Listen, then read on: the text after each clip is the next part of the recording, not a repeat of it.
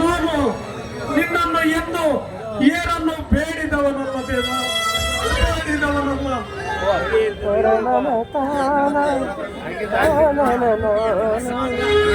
ಈ ಸೃಷ್ಟಿಯ ಚರಾಚರ ವಸ್ತುಗಳಲ್ಲಿ ನೀನಿರುವೆ ಎಂದು ನಂಬಿದವನಪ್ಪ ನಾನು, ನಂಬಿದವನು. ಆದರೆ ಪರಮಾತ್ಮಿಕನಂತೆ ಜಪ ತಪ ಪೂಜೆ ಧ್ಯಾನಗಳನ್ನು ಮಾಡಿದವನಲ್ಲ ದೇವ, ಮಾಡಿದವನಲ್ಲ.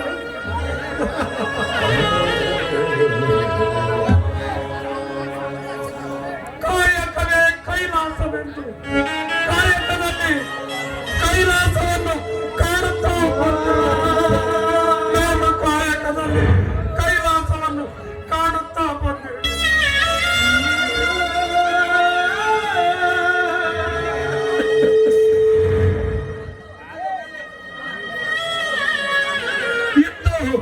ಇಂದು ನಿನ್ನಲ್ಲಿ ಕರಮುಗಿದು ಬೇಡುವೆನಪ್ಪ, ನನಗೊಂದು ಮಕ್ಕಳ ಸಂತಾನ ಕರುಣಿಸು ತಂದೆ ಎಂದು. ನಾನು ಬಂಜೆ ಬಂಜೆ ಎಂದು ಹಗಲು ಇರುಳು ಕೊರಗುತ್ತಿರುವ ನನ್ನ ಹೆಂಡತಿಗೆ ತಾಯಿಯಾಗುವ ಭಾಗ್ಯವನ್ನು ಕರುಣಿಸು ದೇವ, ಕರುಣಿಸು. ನನ್ನ ವಂಶ ಇಲ್ಲಿಗೆ ಮುಗಿಯುತ್ತದೆಯೋ ಏನು ಎಂದು ಭಯ ಪಡುತ್ತಿರುವ ನಮ್ಮ ತಂದೆಯವರ ಕೊನೆಯ ಕಾಲದ ಕೊರಗಿಗೆ ಮುಕ್ತಿ ಕೊಡು ದೇವ, ಮುಕ್ತಿ ಕೊಡು.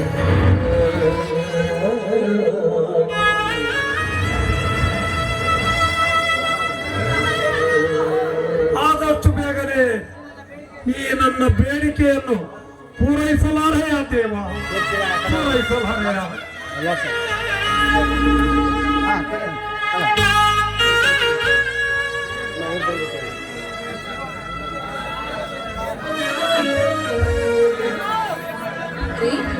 ಇದೇನ್ರಿ ಒಬ್ರು ನಿಂತಿದ್ದೀರಲ್ಲ ರೀ?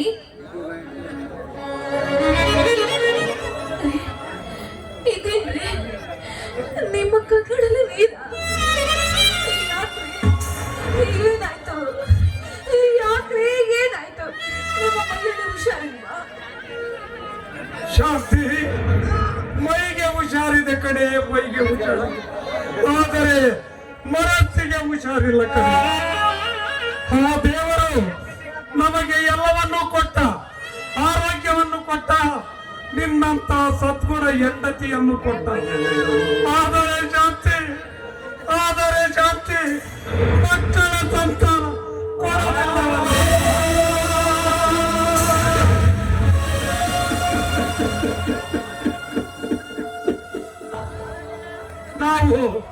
ನಾವು ಯಾವ ತಪ್ಪು ಮಾಡಿದ್ದೇವೆಂದು ಆ ದೇವರು ಇಂತಹ ಶಿಕ್ಷೆಯನ್ನು ಕೊಡುತ್ತಿದ್ದಾನಲ್ಲವೇ ಶಾಂತಿ? ಇದು ಶಿಕ್ಷೆಯಲ್ಲ ಸ್ವಾಮಿ, ಇದು ಒಂದು ರೀತಿಯ ಪರೀಕ್ಷೆ. ದೇವರು ತನಗಿಷ್ಟವಾದವರಿಗೆ ಮೊದಲು ಪರೀಕ್ಷೆಯನ್ನು ನೀಡ್ತಾನೆ, ಆ ನಂತರ ಅವರಿಗೆ ಬೇಕಾದ ಪ್ರತಿಫಲವನ್ನು ಕೊಡ್ತಾನೆ. ಆ ಭಗವಂತನಿಗೆ ಇನ್ನೂ ನಮ್ಮ ಪ್ರಾರ್ಥನೆ ಮುಟ್ಟಿಲ್ಲ ಅಂತ ಕಾಣಿಸುತ್ತೆ.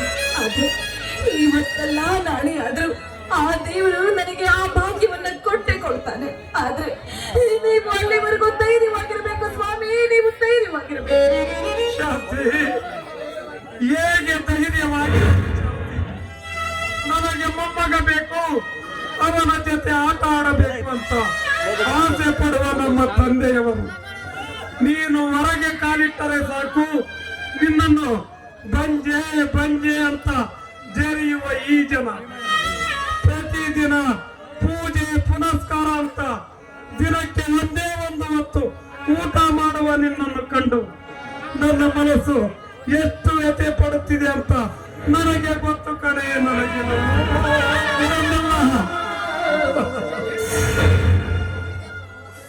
ಇದನ್ನೆಲ್ಲ ನನ್ನ ಹೊಟ್ಟೆಯಲ್ಲಿಯೇ ಬಚ್ಚಿಟ್ಟುಕೊಂಡು ನಿನ್ನೆದುರು ನಾನು ನಗುತ್ತಾ ಮಾತನಾಡುತ್ತಿದ್ದೆ. ಇನ್ನೂ ಎಲ್ಲಿಯವರೆಗೂ ಹೇಗೆ ಧೈರ್ಯವಾಗಿರಲಿ ಶಾಂತಿ, ಹೇಗೆ ಧೈರ್ಯವಾಗಿರಲಿ? ಈ ವಿಷಯದಲ್ಲಿ ನನಗೆ ತಪ್ಪಿರಬೇಕು, ಇದರಲ್ಲಿ ನನಗೆ ಯಾವುದೋ ದೋಷವಿರಬೇಕು ಸ್ವಾಮಿ. ನನ್ನಿಂದಾಗಿ ನಿಮ್ಮ ವಂಶದ ಜ್ಯೋತಿ ಬೆಳೆಯುತ್ತಿಲ್ಲ. ನನ್ನಿಂದ ಇನ್ನು ಮುಂದೆ ನಿಮ್ಮ ವಂಶದ ಬೆಳಗುವ ಜ್ಯೋತಿ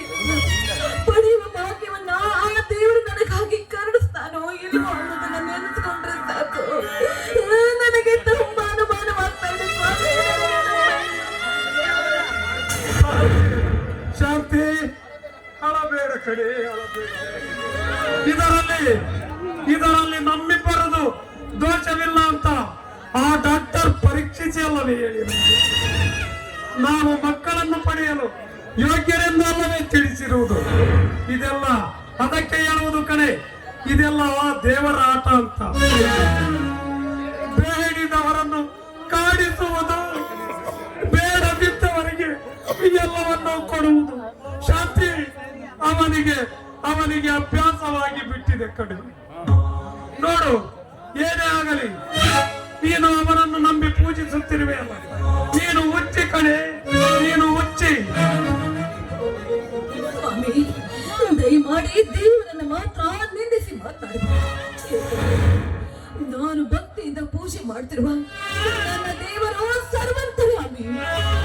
ಅವನು ಕೋಪಗೊಂಡಿದ್ದ ನಿಜವಾದ್ರೆ ಈ ಜಗತ್ತು, ಈ ಪ್ರಪಂಚ ಪ್ರಣಯವಾಗೋದ್ರಲ್ಲಿ ಯಾವ ಸಂದೇಹವೂ ಇಲ್ಲ. ನಾವು ಬೇಡಿದ ಬಯಕೆಗಳು ಅವನಿಂದಾಗಿ ಈಡೇರದೆ ಇರಬಹುದು. ಈ ನಮ್ಮ ಆಸೆ ಇವತ್ತೆಲ್ಲ ನಾಳೆ ಆದ್ರೂ ಆ ದೇವರು ಪೂರೈಸ್ತಾನೆ ಸ್ವಾಮಿ.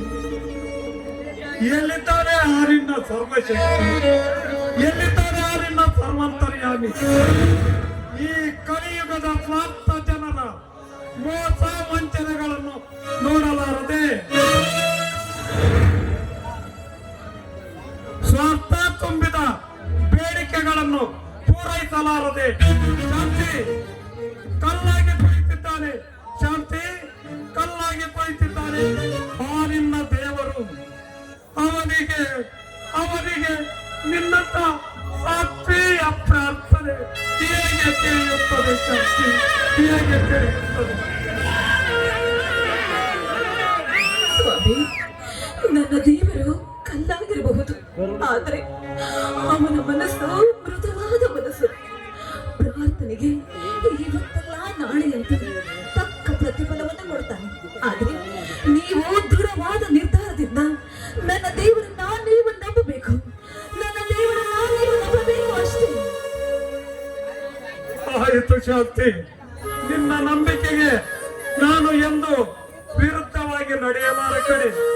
ನಿನ್ನ ಮನದಾಳದಲ್ಲಿ ಅನುಭವಿಸುವ ನೋವು ಸಂಕಟ ನೋಡಲಾರದೆ ನಾನು ಆವೇಶ ಪಟ್ಟೆ ಕಡೆ. ಶಾಂತಿ, ನನ್ನನ್ನು ಕ್ಷಮಿಸಿ ಬಿಡು ಶಾಂತಿ. ನೋಡೇ, ಇವತ್ತೇ ನಮ್ಮ ಮನೆ ದೇವರಲ್ಲಿ ಪ್ರಾರ್ಥಿಸಿಕೊಳ್ಳುತ್ತೇನೆ. ವರ್ಷದೊಳಗೆ ನಮಗೊಂದು ಸಂತಾನ ಭಾಗ್ಯವನ್ನು ಫಲಿಸಿದರೆ ಅವರಿಗೆ ಬೆಳ್ಳಿಯ ಮುಖವಾಡವನ್ನೇ ಅರ್ಪಿಸುವೆ ಎಂದು. ಎಲ್ಲ ದೇವರು ಕೈ ಬಿಟ್ಟು ಮನೆ ದೇವರು ಮಾತ್ರ ಕೈ ಬಿಡುವುದಿಲ್ಲ ಎನ್ನುವುದು ಸತ್ಯವಾದ ಮಾತು. ನೋಡಿ, ಅಲ್ಲಿವರೆಗೂ ನೀವು ಶಾಂತವಾಗಿ ಧೈರ್ಯವಾಗಿರಬೇಕು. ಅದನ್ನ ಬಿಟ್ಟು ಮಕ್ಕಳಿಲ್ಲವೆಂದು ನೀವು ಈ ರೀತಿ ಸಂಕಟ ಪಡ್ತಾ ಇದ್ರೆ ಅದನ್ನ ನೋಡಿ ಸಹಿಸಿಕೊಳ್ಳುವ ಶಕ್ತಿ ನನ್ನಲ್ಲಿಲ್ಲ.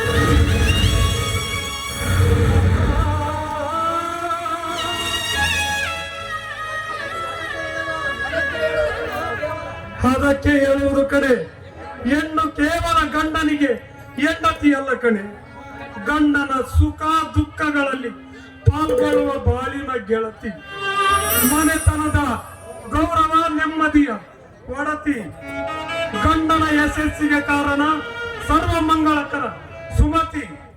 ಈ ನನ್ನ ಶ್ರೀಮತಿ, ನನ್ನ ಶಾಂತಿ, ನನ್ನ ಶಾಂತಿ.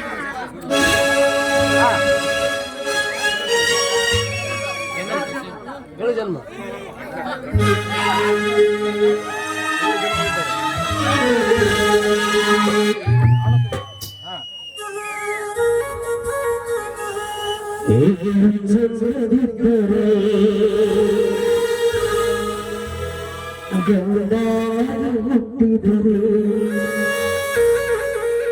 ಸತ್ಯ ಶಿವನನ್ನು ಕೇಳೋದು ಒಂದೇ,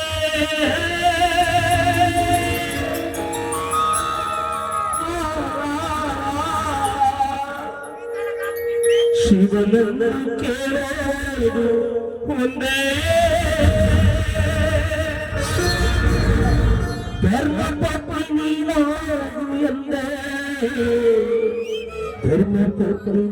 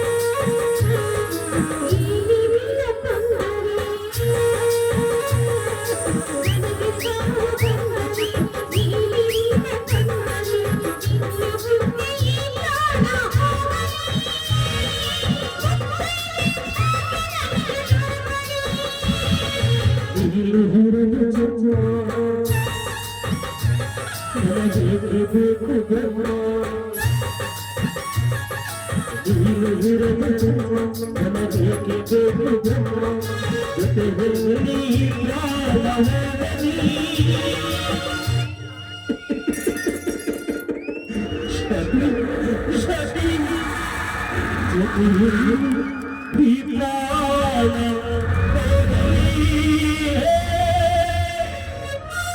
ಸ್ವರ್ಗದಲ್ಲಿ ನಮ್ಮ ಮಿಲನವಾಗಲಿ ಸ್ವರ್ಗದಲ್ಲಿ ನಮ್ಮ ಮಿಲನವಾಗಲಿ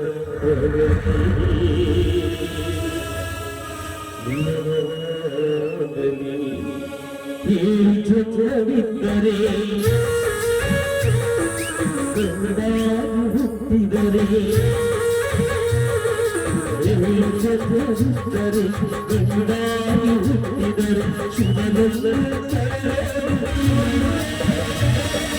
ಧರ್ಮಪತ್ನಿ ನೀನಾಗಿ ಎಂದರೆ ನನ್ನ ಧರ್ಮಪತ್ನಿ ನೀನಾಗಿ ಎಂದರೆ ಧರ್ಮಪತ್ನಿ ನೀನಾಗಿ ಎಂದರೆ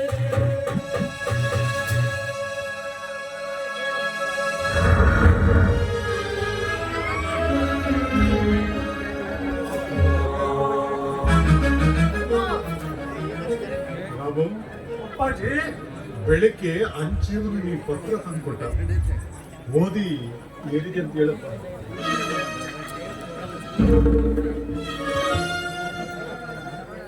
ಅಪ್ಪಾಜಿ, ಬೆಂಗಳೂರಿನಿಂದ ಅತ್ತೆಯವರು ಬರೆದ ಕಾಗದವಿದಪ್ಪ. ಅವರೆಲ್ಲರೂ ಆರೋಗ್ಯವಾಗಿದ್ದಾರಂತೆ, ನಮ್ಮೆಲ್ಲರ ಆರೋಗ್ಯದ ಬಗ್ಗೆ ವಿಚಾರಿಸಿದ್ದಾರೆ ಅಪ್ಪಾಜಿ. ಮಗಳು BA ಪಾಸ್ ಮಾಡಿಕೊಂಡು ಮನೆಯಲ್ಲಿದ್ದಾಳು. ಅವಳನ್ನು ನಮ್ಮ ರವಿಗೆ ಮದುವೆ ಮಾಡಿಕೊಡಲು ಒಪ್ಪಿಗೆ ತಿಳಿಸಿದ್ದಾರೆ. ಅವರು ಬಂದು ಮುಂದಿನ ದಿನವೇ ಮಾತುಕತೆ ಆಡುತ್ತಾರಂತೆ. ನೀವು ಯಾವುದಕ್ಕೂ ಆದಷ್ಟು ಬೇಗನೆ ಪತ್ರ ಬರೆಯಿರಿ ಅಂತ ತಿಳಿಸಿದ್ದಾರೆ ಅಪ್ಪಾಜಿ. ನೋಡ್ದಿಯಾ ರಾಮು, ಮನುಷ್ಯ ಹೇಗೆ ಬದಲಾಗ್ತದೆ ಅನ್ನೋದು. ರಾಮು, ಇದೇ ನಿಮ್ಮ ಅತ್ತೆ ನಿಮ್ಮ ತಾಯಿ ಕ್ಯಾನ್ಸರ್ನಿಂದ ಆಸ್ಪತ್ರೆಯಲ್ಲಿದ್ದಾಗ ತಿರುಗಿ ಕೂಡ ನೋಡ್ಲಿಲ್ಲ. ನಿಮ್ಮ ತಾಯಿ ಸತ್ತ ನಂತರ ನಿನ್ನಿಬ್ಬರ ಮಕ್ಕಳು ನಿನ್ನನ್ನ ರವಿಯನ್ನ ಚಿಕ್ಕ ಮಕ್ಕಳನ್ನ ಕಟ್ಟಿಕೊಂಡು ಪಡಬಾರದ ಕಷ್ಟಗಳನ್ನು ಪಟ್ಟೆ. ಆದ್ರೆ ಈಗ ನಮ್ಮ ಸ್ಥಿತಿ ಉತ್ತಮವಾಗಿದೆ ಎಂದು ತಿಳಿದು ಸಂಬಂಧ ಬೆಳೆಸಲು ಮುಂದಾಗಿದ್ದಾಳೆ. ಅಪ್ಪಾಜಿ, ಅದು ಮನುಷ್ಯನ ಸಹಜ ಗುಣವಲ್ಲ ಅಪ್ಪಾಜಿ. ನೆರಳಿದ್ದರೆ ಮಾತ್ರ ಮರದಡಿಯಲ್ಲಿ ನಿಂತುಕೊಳ್ಳುತ್ತಾರೆ, ಇಲ್ಲವಾದರೆ ಮುಂದಿನ ಮರಕ್ಕೆ ಹೋಗುತ್ತಾರೆ ಅಪ್ಪಾಜಿ. ಅಪ್ಪಾಜಿ, ಆದರೆ ಸಂಬಂಧಿಕರಾದವರು ಕಷ್ಟ ಕಾಲದಲ್ಲಿ ಸಹಾಯಹಸ್ತ ನೀಡದೆ ಹೋದರೆ ಅವರು ಸಂಬಂಧಿಕರಲ್ಲ ಅಪ್ಪಾಜಿ, ಸಂಬಂಧಿಕರಲ್ಲ. ಲಾಭ ನಷ್ಟದ ಲೆಕ್ಕಾಚಾರ ಹಾಕುವ ವ್ಯಾಪಾರಿಗಳೇ ಅಲ್ಲ. ಹೌದು, ಈ ಬದುಕನ್ನೇ ಸಂತೆ ಮಾಡಿಕೊಂಡು ಸ್ನೇಹ ಪ್ರೀತಿ ಸಂಬಂಧಗಳನ್ನ ಮಾರಾಟಕ್ಕಿಟ್ಟು ಲಾಭ ನಷ್ಟದ ಲೆಕ್ಕಾಚಾರ ಹಾಕುವ ವ್ಯಾಪಾರಿಗಳೇ ತುಂಬಿದ್ದಾರೆ ಈ ಜಗತ್ತಿನಲ್ಲಿ. ರಾಮು, ಇವರ ಬಳಿ ಹೇಗೆ ವ್ಯವಹರಿಸಬೇಕು ನನಗಂತೂ ಗೊತ್ತಾಗ್ತಿದೆ ಕಣೋ.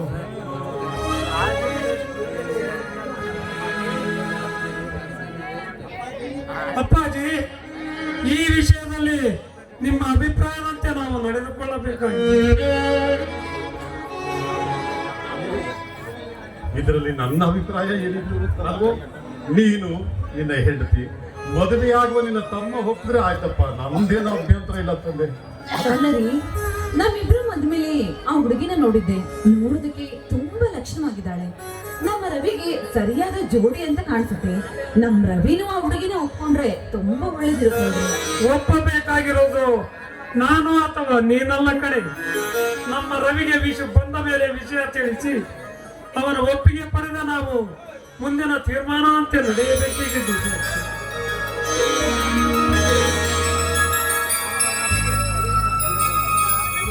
ಅಣ್ಣ, ನನ್ನೊಪ್ಪಿಗೆ ಪಡೆದು ಮುನ್ನಡೆಯುವಂತ ಅಂತ ಮಹತ್ವದ ಕೆಲಸ ಅದು ಯಾವುದಣ್ಣ? ರವಿ, ಜೀವನದಲ್ಲಿ ಯಾವ ಕೆಲಸಕ್ಕೆ ಬಾರದ ವಸ್ತು ಎಂದು ತಿರಸ್ಕರಿಸಿದ್ದು ಕೂಡ ಕೆಲವು ಸಂದರ್ಭಗಳಲ್ಲಿ ಪ್ರಾಮುಖ್ಯತೆ ಪಡೆಯುತ್ತದೆ. ಮದುವೆ ಎಂಬ ಜೀವನದ ಮಹತ್ವದ ಘಟ್ಟದಲ್ಲಿ ನಿನ್ನ ನಿರ್ಧಾರವಿಲ್ಲದೆ ನಾವು ಮುಂದುವರಿಯಲು ಹೇಗೆ ಸಾಧ್ಯ? ಅಂದ್ರೆ ನೀವೆಲ್ಲರೂ ಸೇರಿ ನನ್ನ ಮದುವೆ ಮಾಡೋದು ತೀರ್ಮಾನಿಸಿದಂತಿದೆ ಅಣ್ಣ. ಆದ್ರೆ ಇಷ್ಟು ಬೇಗ ನನಗೆ ಮದುವೆ ಬೇಡ ಅಣ್ಣ. ಅಲ್ಲ ರವಿ, ಯಾವ ವಯಸ್ಸಿಗೆ ಏನು ಮಾಡಬೇಕು ಅದನ್ನು ಮಾಡಿದರೆ ಕಣು ಚಂದ. ನಿನ್ನ ವಿದ್ಯಾಭ್ಯಾಸ ಈಗ ಮುಗಿದಿದೆ. ಈಗ ಒಳ್ಳೆಯ ಹುಡುಗಿ ನೋಡಿ ಮದುವೆ ಮಾಡಿಕೊಂಡರೆ ನಮ್ಮ ಜವಾಬ್ದಾರಿಯು ಸ್ವಲ್ಪ ಕಡಿಮೆ ಆಗುತ್ತದೆ. ಅಪ್ಪಾಜಿಯವರಿಗೆ ಸಂತೋಷನೂ ಆಗುತ್ತದೆ. ಅಪ್ಪ ಹೌದು ಕಣೋ ಕಂದ. ದೋ, ಈ ಜೀವ ಕೊನೆಯುಸಿರು ಬಿಡುದ್ರೊಳಗೆ ಮದುವೆಯನ್ನ ಕಣ್ತುಂಬ ಕಾಣ್ಬೇಕನ್ನೋ ಆಸೆ ಕಣೋ. ನಿನ್ನ ಹೆಂಡತಿ ಮಕ್ಕಳ ಜೊತೆ ಸುಖವಾಗಿ ಸಂಸಾರ ನಡೆಸೋದನ್ನ ನೋಡುವ ಭಾಗ್ಯವನ್ನ ನನಗೆ ಕರುಣಿಸ್ತಿದೆ ಕಂದ. ಅಪ್ಪಾಜಿ, ನೀವು ನನ್ನನ್ನು ಬೇಡಬಾರದು. ಅಪ್ಪಾಜಿ, ನನ್ನನ್ನು ಬೇಡಬಾರದು. ನೀವು ನಮಗೆ ಆಜ್ಞೆ ಮಾಡಬೇಕು. ನಿಮ್ಮ ಮಾತನ್ನು ಮೀರಿ ನಡೆಯುವ ಶಕ್ತಿ ನನಗಿಲ್ಲ ಅಪ್ಪಾಜಿ. ಅಪ್ಪಾಜಿ, ಮದುವೆ ತಾನೆ ಮಾಡಿಕೊಳ್ಳುತ್ತೇನೆ. ಆದ್ರೆ ನಾನು ಪ್ರೀತಿಸಿದ ಹುಡುಗಿಯನ್ನು ನೀವೆಲ್ಲರೂ ಸೇರಿ ಮನೆ ತುಂಬಿಸಿಕೊಳ್ಳಬೇಕು. ಅಂದ್ರೆ ನಿನ್ನ ಮಾತಿನ ಅರ್ಥ ಈಗಾಗ್ಲೇ ಹುಡುಗಿನೂ ನೋಡಿದ್ಯಾ, ಪ್ರೀತಿನೂ ಮಾಡಿದ್ಯಾ. ನಿಮ್ಮಿಬ್ರು ಪ್ರೀತಿಗೆ ಮತ್ತೆ ನಿಮ್ಮಿಬ್ರು ಮದ್ವೆಗೆ ನಮ್ಮೆಲ್ಲರೂ ಒಪ್ಪಿಗೆ ಬೇಕು ಅಂತ ತಾನೆ? ಹೌದು ಅತ್ಯಮ್ಮ, ಹೌದು ಅತ್ಯಮ್ಮ. ನಾನು ಪೂಜಾಳನ್ನು ತುಂಬಾ ಪ್ರೀತಿಸುತ್ತೇನೆ. ಅವಳು ಬಡವಿ, ತುಂಬಾ ಒಳ್ಳೆ ಹುಡುಗಿ. ಅವಳು ಬಡವಿಯಾದ್ರೂ ಗುಣದಲ್ಲಿ ಬಹಳಷ್ಟು ಶ್ರೀಮಂತೆ. ಮದುವೆ ಆದ್ರೆ ನಾನು ಅವಳನ್ನೇ ಅಂತ ತಿಳಿದು ನಾನು ಅವಳನ್ನು ತುಂಬಾ ಪ್ರೀತಿಸುತ್ತಿದ್ದೇನೆ. ಆದ್ರೆ ಅತ್ಯಮ್ಮ, ನೀವು ಒಪ್ಪಿಗೆ ಕೊಟ್ರೆ ಅವಳ ಕೈಯಲ್ಲಿ ಅವಳಿಗೆ ಬಾಳ ಕೊಡುತ್ತೇನೆ ಅತ್ಯಮ್ಮ. ನೋಡು, ರಾಮಾಂಜನ ಕುಟುಂಬ ಬಡತನದಲ್ಲಿದ್ದು ಗೌರವದಿಂದ ಬದುಕ್ತಾ ಇದೆ. ಆದ್ರೆ ತಾಯಿ ಇಲ್ಲದ ಆ ಹುಡುಗಿ ಅಶಿಸ್ತಿನಿಂದ ಬೆಳೆದವಳಂತೆ ಕಾಡ್ತಿದ್ದಾಳೆ ಕಣು. ರವಿ, ಹೆಣ್ಣಿಗೆ ರೂಪ ಗುಣ ಕಡಿಮೆಯಾದ್ರೂ ಸಂಪ್ರದಾಯದ ಗೆರೆಯೊಳಗೆ ಬೆಳೆದ ಹಿರಿಮೆ ಇರಬೇಕು. ಇದರಲ್ಲಿ ಸ್ವಲ್ಪ ವಿಚಾರ ಮಾಡು ರವಿ. ಹೌದು ರವಿ, ಮನೆ ಎಂಬ ದೇವಾಲಯದ ಗರ್ಭಗುಡಿಯೊಳಗೆ ಸ್ಥಾಪಿಸಲ್ಪಡುವ ಹೆಣ್ಣೆಂಬ ಮೂರ್ತಿ ಚಿಕ್ಕ ದೋಷವೂ ಇಲ್ಲದಂತೆ ಸಂಪ್ರದಾಯವೆಂಬ ಕುಶಲ ಶಿಲ್ಪಿಯ ಉಳಿ ಪೆಟ್ಟನ್ನು ತಿಂದು ರೂಪಿಸಲ್ಪಟ್ಟ ವಿಗ್ರಹವಾಗಿರಬೇಕು. ಆಗಲೇ ಗರತಿಯ ದೈವಿಕಳೆ ಆ ಮೂರ್ತಿಯಲ್ಲಿ ಬಿಂಬಿತವಾಗುವುದು. ಅಣ್ಣ, ಸಂತೆಯಲ್ಲಿ ಮಡಿಕೆಗಳನ್ನು ಮಾರಾಟಕ್ಕಿಟ್ಟ ಮಡಿಕೆಗಳು ನೂರಾರು ಜನರ ಸ್ಪರ್ಶದಿಂದ ಅಪವಿತ್ರವಾಗಿವೆ ಎಂದು ನಾವು ತಿಳ್ಕೋಬಾರದಣ್ಣ. ಆ ಮಡಿಕೆಗಳನ್ನು ದುಡ್ಡು ಕೊಟ್ಟು ತಂದು ಸ್ವಚ್ಛಗೊಳಿಸಿ ಮನೆಯಲ್ಲಿಟ್ಟಾಗ ಮಾತ್ರ ಅವು ಪವಿತ್ರವಾಗುತ್ತವೆ. ಅದರಂತೆ ಹೆಣ್ಣು ಕೂಡ ಮೆಟ್ಟಿದ ಮನೆಯ ಸಂಪ್ರದಾಯದಂತೆ ಬದಲಾಗ್ತಾಳೆ ಅಣ್ಣ, ಬದಲಾಗ್ತಾಳೆ. ತೂತು ಬಿದ್ದ ಮೊಡಕೆಯನ್ನ ಕೊಂಡು ತಂದು ಒಲೆಯ ಮೇಲಿಟ್ರೆ ಹಾಳಾಗೋದು ಮೊಡಕೆ ಎಲ್ಲ ಕಡೆ ಹೋಗಿ ನಮ್ಮ ಸಂಸಾರವೆಂಬ ಒಲೆ. ಪರೀಕ್ಷಿಸಿ ತರಬೇಕೆ ವಿನಃ ಒಳಪು ಆಕಾರ ನೋಡಿ ತರಬಾರದು. ರವಿ, ಒಳಪಿರುವುದಲ್ಲ ವಜ್ರವಲ್ಲ, ಮಿರುಗುವುದೆಲ್ಲ ಬಂಗಾರವಲ್ಲ ಕಣು. ಉದಯ ರವಿ ಪ್ರಥಮ ಕಿರಣಗಳಿಗೆ ಮಂಜಿನ ಅಲೆಯೂ ಕೂಡ ಮುತ್ತೆಂಬ ಭ್ರಮೆ ಹುಟ್ಟಿಸುತ್ತದೆ. ರವಿ, ಕೊನೆಗೂ ಆ ಸೂರ್ಯನ ಕಿರಣಗಳ ಶಾಖಕ್ಕೆ ಆವಿಯಾಗಿ ಹೋಗುತ್ತದೆ. ಆದ್ದರಿಂದ ನಾಗರಿಕತೆಯ ಮುಖವಾಡ ಧರಿಸಿ ಸಂಪ್ರದಾಯದ ಕಟ್ಟಡಗಳನ್ನು ಮೀರಿ ನಡೆಯುತ್ತಿರುವ ಇಂದಿನ ಹೆಣ್ಣುಗಳನ್ನು ಪರೀಕ್ಷಿಸಿ ನೋಡುವುದು ಒಳ್ಳೆಯದಲ್ಲವೇ? ಅಣ್ಣ, ಹೆಣ್ಣು ಒಂದು ಮೇಣವಿದ್ದಂತೆ. ಆ ಮೇಣವನ್ನು ನಾವು ಯಾವ ಆಕಾರಕ್ಕಾಗಿ ಆದರೂ ಮಾಡಿಕೊಳ್ಳುವಂತಹ ಶಕ್ತಿ ನಮ್ಮಂತಹ ಗಂಡಸರದೇ ಇರ್ಬೇಕಣ್ಣ. ಅಣ್ಣ ಅಣ್ಣ ಹಳ್ಳಿಯ ರೈತಾಪಿ ಮನೆಯ ಹೆಣ್ಣು ಒಕ್ಕಲಿಗಳಾಗುತ್ತಾಳೆ, ಪೇಟೆಯ ಹುಡುಗಿ ಆಧುನಿಕ ನಾರಿಯಾಗುತ್ತಾಳೆ. ಆದ್ರೆ ಅಣ್ಣ, ಇದು ನಮ್ಮ ತಪ್ಪು ಕಲ್ಪನೆ ಅಣ್ಣ, ತಪ್ಪು ಕಲ್ಪನೆ ಅಣ್ಣ. ಈ ಹೊಸ ಸನ್ನಿವೇಶಕ್ಕೆ ಹೊಂದಿಕೊಂಡು ಹೋಗುವಂತಹ ಗುಣ ಹೆಣ್ಣಿನಲ್ಲಿ ಸಹಜವಾಗಿಯೇ ಬಂದಿರುತ್ತದೆ ಅಣ್ಣ. ಅಣ್ಣ, ಕಲಿತ ಹೆಣ್ಣುಗಳೆಲ್ಲ ತಿದ್ದಲಾರದಷ್ಟು ಸ್ವೇಚ್ಛಾಚಾರಿಗಳಾಗಿರೋದಿಲ್ಲ ಅಣ್ಣ, ಸ್ವೇಚ್ಛಾಚಾರಿಗಳಾಗಿರೋದಿಲ್ಲ. ರವಿ, ನಿನ್ನೊಂದಿಗೆ ವಾದ ಮಾಡಿ ಗೆಲ್ಲುವ ಬುದ್ಧಿಶಕ್ತಿ ನನಗಿಲ್ಲ ಕಣ. ಹಿರಿಯವನಾದ ನಾನು ನನ್ನ ಅನುಭವದ ಮಾತನ್ನು ಹೇಳ್ತೀನಿ ಕೇಳು. ಹಿರಿಯರ ಮಾತನ್ನ ಧಿಕ್ಕರಿಸಿ ಪ್ರೀತಿ ಪ್ರೇಮ ಎಂದು ಮದುವೆಯಾಗಿ ಸುಖವಾಗಿ ಬಾಳಿ ಬದುಕಿದವರನ್ನ ನಾನು ಇದುವರೆಗೂ ಕಂಡಿಲ್ಲ ಕಣೋ. ರವಿ, ನನ್ನ ತಂಗಿ ಮಗಳು ಸುಮತಿಯನ್ನು ಮದುವೆಯಾಗಿ ಈ ಮುದುಕನಿಗೆ ನೆಮ್ಮದಿ ಕೊಡ್ತೀಯ ಕಣ. ಅಪ್ಪಾಜಿ, ಅಂದ್ರೆ ನಿಮ್ಮ ನೆಮ್ಮದಿಗೋಸ್ಕರ ನಮ್ಮ ಮುಂದಿನ ಭವಿಷ್ಯವನ್ನೇ ಬಲಿಕೊಡಬೇಕಾ ಅಪ್ಪಾಜಿ? ನೋಡಿ ಅಪ್ಪಾಜಿ, ಪೂಜಳನ್ನು ನಾನು ತುಂಬಾ ಪ್ರೀತಿಸುತ್ತಿದ್ದೇನೆ. ಅವಳನ್ನು ಕೈ ಹಿಡಿದು ಕಾಪಾಡುತ್ತೇನೆ ಎಂದು ಅವಳಿಗೆ ಭಾಷೆಯನ್ನು ಕೊಡುತ್ತೇನೆ. ಅಪ್ಪಾಜಿ, ಅವಳು ಬಡವಿ ಎಂಬ ಒಂದೇ ಒಂದು ಕಾರಣಕ್ಕೋಸ್ಕರ ಈ ನಮ್ಮ ಮನೆಯ ಸೊಸೆಯನ್ನಾಗಿ ತರಲು ನಿಮಗೆ ಇಷ್ಟವಿಲ್ಲ ಅಂದ್ರೆ ಏನು ಹೇಳಿ ಅಪ್ಪಾಜಿ? ನಾನೇ ಮನೆಯಿಂದ ಹೊರಗೆ ಹೋಗಿ ಅವಳಿಗೆ ಕೈ ಹಿಡಿದು ಅವಳಿಗೆ ನೆರಳಾಗಿ ಮಾಡುತ್ತೇನೆ. ರವಿ, ನಾನು ಹೇಳಿದ್ದು ಅವಳು ಬಡವಿ, ಈ ಮನೆಗೆ ಸೊಸೆಯಾಗಿ ಬರಲು ಯೋಗ್ಯತೆ ಇಲ್ಲವೆಂದು ಹೇಳಿದೆ. ಮದುವೆ ಎಂಬ ಜೀವನದ ಮಹತ್ವದ ಘಟ್ಟದಲ್ಲಿ ಸರಿಯಾಗಿ ಆಲೋಚಿಸಿ ನಿನ್ನ ನಿರ್ಧಾರವನ್ನು ತೆಗೆದುಕೊಳ್ತ ಇದ್ದೀನಿ. ರವಿ, ಅಷ್ಟಕ್ಕೆ ಮರೆ ಬಿಟ್ಟು ಹೋಗುವ ಆಲೋಚನೆ ಮಾಡಿದರೆ ತಂದೆಯವರು ಎಷ್ಟು ದುಃಖ ಪಡುತ್ತಾರೆ. ರವಿ, ನಿನ್ನ ನಿರ್ಧಾರದಂತೆ ಆಗಲಪ್ಪ. ನಾನು ನಾಳೆ ರಾಮಜ್ಜನ ಮನೆಗೆ ಹೋಗಿ ಮಾತನಾಡಿಕೊಂಡು ಬರುತ್ತೇನೆ. ನೀನು ಸ್ವಲ್ಪ ಸಮಾಧಾನದಿಂದಿರಪ್ಪ. ಹೇಳಿ ಅಪ್ಪಾಜಿ, ಹೇಳಿ ಅಪ್ಪಾಜಿ. ನನ್ನ ಮಾತುಗಳಿಂದ ಬೇಸರವಾಗಿದ್ದರೆ ನನ್ನ ಕ್ಷಮಿಸ್ಬಿಡಬೇಕಂತ. ಹಲೋ, ನನ್ನ ನೆಮ್ಮದಿಗಾಗಿ ನಿನ್ನ ಸುಖದ ಬಲಿ ಕೇಳಿಲ್ಲ ಕಂದ. ಇವತ್ತು ನಾಳೆಯೋ ಬಿದ್ದು ಹೋಗೋ ಜೀವ ಕಣ.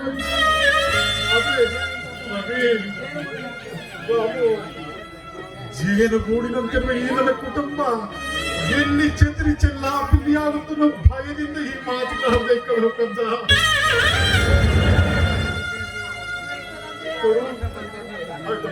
ನಿನ್ನ ಇಷ್ಟದಂತೆ ಆಗ್ಲಿ ಕಣೋ.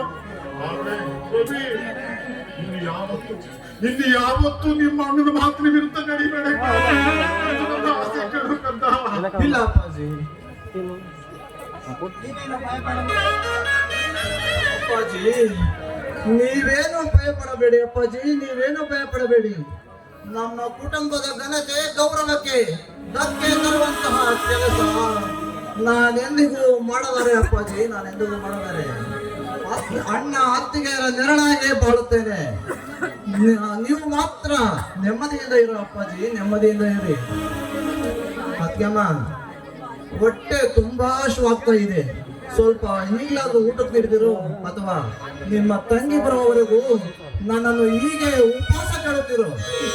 ಹೌದಪ್ಪ ಮೈದುನ, ಮುತ್ತು ಕೊಡೋಳು ಹತ್ರ ಬಂದಾಗ ತುತ್ತು ಕೊಟ್ಟೋಳು ಯಾವಾಗ ತಾನೇ ನೆನಪಾಗ್ತಾಳೆ. ಇನ್ನು ನಿನ್ನ ಹೆಂಡತಿ ಮನೆಗೆ ಬಂದಿಲ್ಲ, ಇನ್ನು ನಿಮ್ಮಿಬ್ರದ್ದು ಮದ್ವೆನೇ ಆಗಿಲ್ಲ. ಹೆಂಡತಿಯ ಪರ ವಹಿಸ್ಕೊಂಡು ಹೀಗೆಲ್ಲ ಮಾತಾಡ್ತಾ ಇದೆಯಾ? ಇನ್ನು ಮುಂದೆ ನಮ್ಮನ್ನೆಲ್ಲ ಹೇಗೆ ನೋಡ್ಕೊಂತೀಯೋ ಏನೋ ಆ ದೇವರಿಗೆ ಮಾತ್ರ ಗೊತ್ತು. ನೀವು ನಮ್ಮ ಎತ್ತ ತಾಯಿಯ ಸಮಾನ. ನಿಮ್ಮ ಮನಸ್ಸಿಗೆ ನೋವಾಗುವಂತೆ ನಾನು ಎಂದಿಗೂ ನಡೆದುಕೊಳ್ಳೋದಿಲ್ಲ. ನೀವು ನೆಮ್ಮದಿಯಾಗಿರಿ ಅದ್ಕಮ್ಮ, ನೀವು ನೆಮ್ಮದಿಯಾಗಿರಿ. ಅದ್ಕಮ್ಮ, ಹೊಟ್ಟೆ ತುಂಬಾ ಹಸಿವಾಗ್ತಾ ಇದೆ. ಈಗಲಾದ್ರೂ ಸ್ವಲ್ಪ ಊಟಕ್ಕೆ ನೀಡು ಬನ್ನಿ ಅದ್ಕಮ್ಮ. ಸರಿ, ಹಾಗಾದ್ರೆ ಬನ್ನಿ ಒಳಗಡೆ ಹೋಗೋಣ. ಎಲ್ಲರೂ ಸೇರಿ ಜೊತೆಲಿ ಊಟ ಮಾಡೋಣ.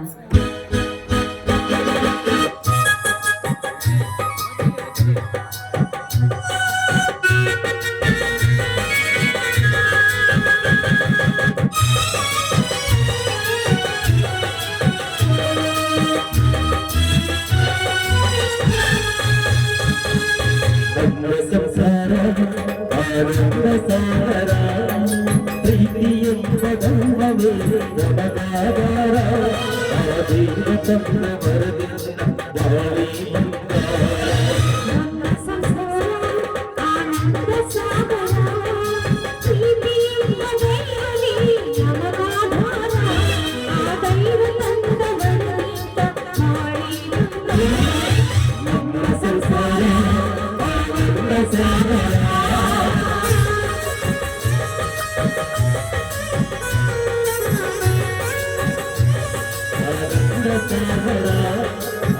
ಸಾಗರ ಆನಂದ ಸಾಗರ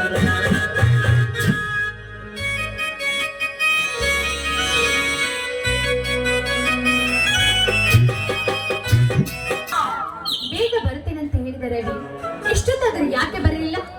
ಛೆ, ಈ ಗಂಡಸರೇ ಎಷ್ಟು ಪ್ರೀತಿಸುವ ಮೊದಲು ನೀನೇ ನನ್ನ ಚಿನ್ನ ರನ್ನ ಎಂದು ಹಿಂದೆ ಬೀಳುತ್ತಾರೆ, ಆನಂತರ ಅವರ ಹಿಂದೆ ನಾವು ಹೋಗುವಂತ ಮಾಡುತ್ತಾರೆ. ಬರೀ ಇವತ್ತು ಇವರಿಗೆ ಸರಿಯಾದ ಬುದ್ಧಿ ಕಲಿಸ್ತೀನಿ.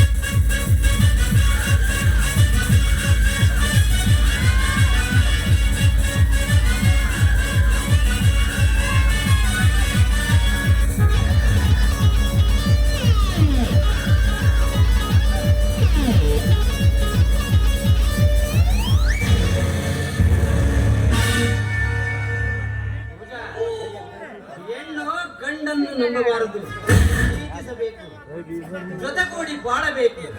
ಆಗಲೇ ಸೃಷ್ಟಿಯ ಜನನೆ ನಿರಂತರವಾಗಿ ನಡೆಯುವುದು. ಏಯ್, ಮತ್ತ್ಯಾಕೋ ಬಂದೆ ನೀನು? ಅಂದೇ ನಿನಗೆ ಹೇಳಿದ್ದೇನೆ ನನ್ನ ಹಿಂದೆ ಸುತ್ತಬೇಡ, ನನ್ನನ್ನು ಕಾಣಿಸಬೇಡ ಎಂದು. ಆದ್ರೂ ಮತ್ತೆ ಅದನ್ನೇ ಮಾಡ್ತಿದ್ಯಲ್ಲ. ಮೊದಲು ಇಲ್ಲಿಂದ ಜಾಗ ಖಾಲಿ ಮಾಡು. ಹೋಗುತ್ತೇನೆ ಪೂಜಾ, ನಿನಗ ಒಂದು ಸತ್ಯವನ್ನು ಹೇಳಿ ಹೋಗುತ್ತೇನೆ. ನೀನಿಲ್ಲ ಬದುಕು ನರಕವಾಗುತ್ತದೆ. ಈ ಪ್ರಪಂಚದಲ್ಲಿ ನೀನಿಲ್ಲದೆ ನಾನು ಬದುಕುವುದು ಸಾಧ್ಯವಿಲ್ಲ. ಆದ್ದರಿಂದ ಈ ವಿಷ ಸೇವಿಸಿ ನನ್ನ ಪ್ರಯಾಣವನ್ನು ಕೊನೆಯನ್ನು ಮುಗಿಸಬೇಕೆಂದು ತಿಳಿಸಿದ್ದೇನೆ. ವಿಜಯ್, ಏನಾಗಿದೆ ನಿನಗೆ ಹುಚ್ಚು ಹಿಡಿದಿಲ್ಲ ತಾನೆ? ಸುಂದರವಾದ ಬದುಕನ್ನು ಅಂತ್ಯಗೊಳಿಸ್ತೀನಿ ಅಂತ ಹೇಳ್ತಿದೆಯಲ್ಲ. ಒಂದು ವೇಳೆ ನಮಗೆ ಪ್ರೀತಿ ಸಿಗದಿದ್ದರೆ ಅದನ್ನು ಬೇರೆ ಮಾರ್ಗದಲ್ಲಿ ಹಿಡಿಯಲು ಪ್ರಯತ್ನಿಸಬೇಕು. ಅದನ್ನು ಬಿಟ್ಟು ಈ ರೀತಿ ಜೀವನವನ್ನು ಅಂತ್ಯಗೊಳಿಸೋದು ತಪ್ಪಲ್ಲವೇ? ಪೂಜಾ, ಇಲ್ಲ ಪೂಜಾ, ಈ ಜೀವನದಲ್ಲಿ ನಿನ್ನನ್ನು ನಾನು ಮರೆಯಲು ಸಾಧ್ಯವಿಲ್ಲ. ಈ ಜೀವನದಲ್ಲಿ ಪ್ರಾಣ ಇರಬೇಕೆಂದರೆ ನೀನು ಬೇಕೇ ಬೇಕು. ನೀನೇ ನನ್ನ ಪ್ರಾಣ, ನೀನೇ ನನ್ನ ಉಸಿರು. ನಿನ್ನ ಜೀವನದಲ್ಲಿ ನಿನ್ನ ಪ್ರೀತಿಯಿಂದಲೇ ಬದುಕುತ್ತೇನೆ. ನಿನ್ನ ಪ್ರೀತಿ ಇಲ್ಲದ ಬದುಕು ನಾನು ಬದುಕುವುದು ಸಾಧ್ಯವಿಲ್ಲ. ವಿಜಯ್, ಇದೇ ನನ್ನ ಕೊನೆಯ ನಿರ್ಧಾರ. ವಿಜಯ್, ನಾನು ಈಗಾಗಲೇ ರವಿ ಎಂಬುವರನ್ನು ಮದುವೆ ಆಗುವ ಹೆಣ್ಣು. ಅಂದ ಮೇಲೆ ನಿನಗೆ ಯಾವ ರೀತಿ ಸಹಾಯ ಮಾಡಲು ಸಾಧ್ಯವಿಲ್ಲ. ಹಾಗಾಗಿ ನನ್ನನ್ನು ಮರೆತು ಬದುಕಲು ಪ್ರಯತ್ನಿಸು. ಪ್ರಯತ್ನ ಪಟ್ಟ ಪೂಜಾ,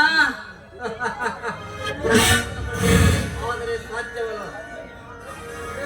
ಪ್ರಯೋಜನ ಮಾತ್ರವಾಗಲಿಲ್ಲ. ನಿನ್ನನ್ನು ದೂರ ಮಾಡಲು ನನ್ನ ಮನಸ್ಸಿನಲ್ಲಿ ಸಾಧ್ಯವಾಗುತ್ತಿಲ್ಲ ಪೂಜಾ. ಪ್ರತಿ ರಾತ್ರಿ ಏಕಾಂತದಲ್ಲಿ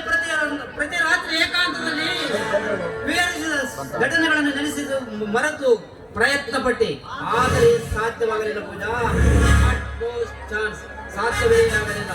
ಅದಕ್ಕೋಸ್ಕರ ಈ ನಿರ್ಧಾರವನ್ನು ತೆಗೆದುಕೊಂಡಿದ್ದೇನೆ. ನೀನು ಸುಖವಾಗಿರು ಪೂಜಾ, ನೀನು ಸುಖವಾಗಿರು.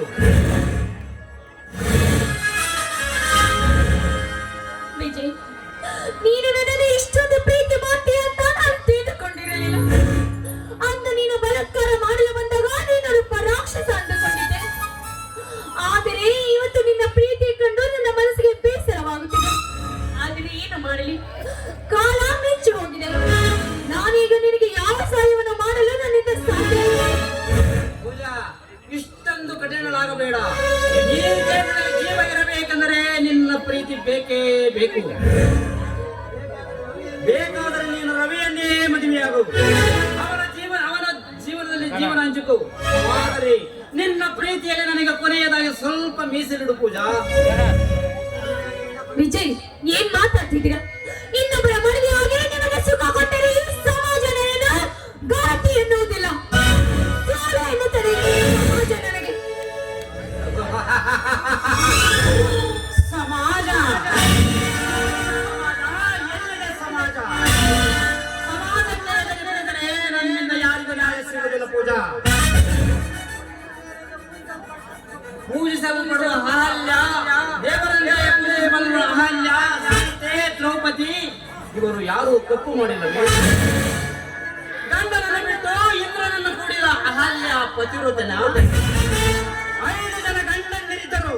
ಕರ್ಣನನ್ನು ಬಯಸಿರುವ ದ್ರೌಪದಿ ಅವಳು ಪತಿವ್ರತನ. ಉದಾಹರಣೆ ಪಟ್ಟರೆ ಸಾಕಷ್ಟು ಇದೆ. ಈ ಸಮಾಜ ಎಂಬುದೇ ಒಂದು ಹತ್ತಿಯ ಹಣ್ಣು. ಅದನ್ನು ಬಿಟ್ಟು ನೋಡಿದರೆ ಉಳಿಕೆ ಉಳುಕು. ನಿನಗೆ ನನ್ನ ಮೇಲೆ ಅನುಕಂಪವಿದ್ದರೆ ನಿನ್ನ ಪ್ರೀತಿಯ ಅಮೃತ ದಾರಿ ಹರಿಸಿ, ಇಲ್ಲಂದರೆ ಈ ಕೊನೆಯದಾಗಿ ಈ ಜೀವನದಲ್ಲಿ ನೆಲೆಸು ಈ ವಿಷವನ್ನು ಕುಡಿಯುತ್ತೇನೆ.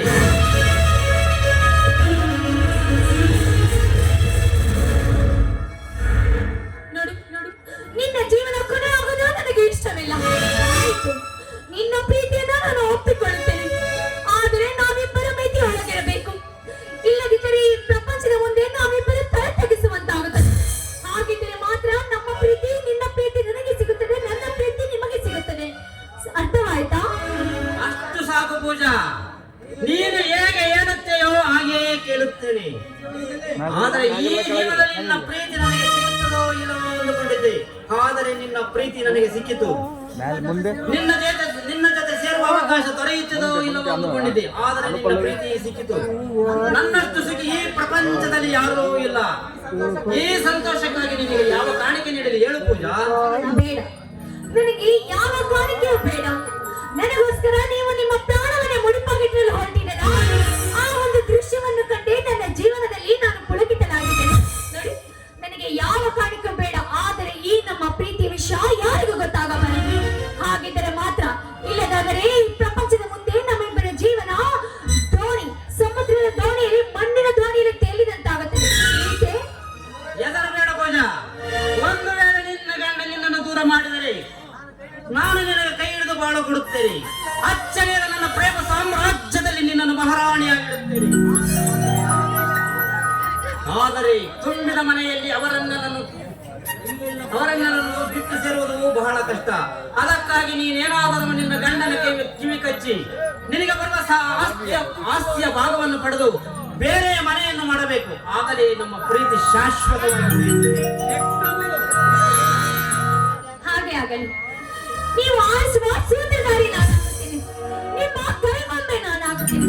ನೀವು ಹೇಗೆ ಹೇಳ್ತೀರೋ ಹಾಗೆ ಆಗಲಿ. ಈಗ ರವಿ ಬರುವ ಸಮಯ ಆಯ್ತು, ನೀವಿನ್ನು ಹೊರಡಿ. ಹೋಗುತ್ತೇನೆ ಪೂಜಾ.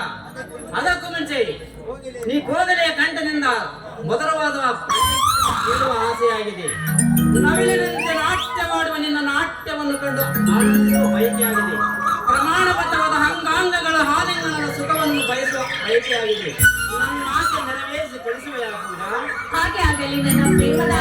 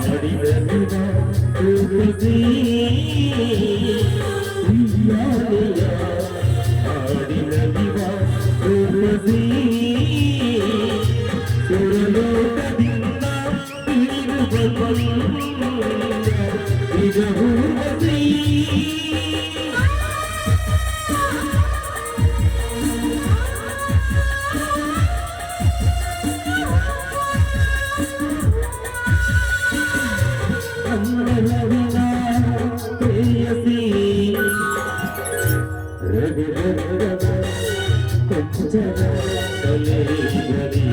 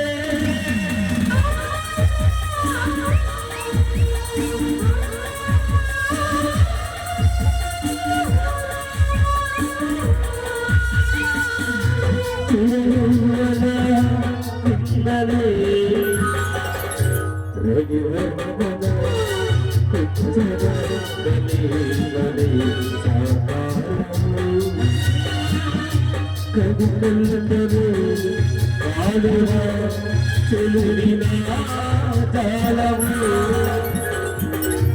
ರವಿವರ್ಮನ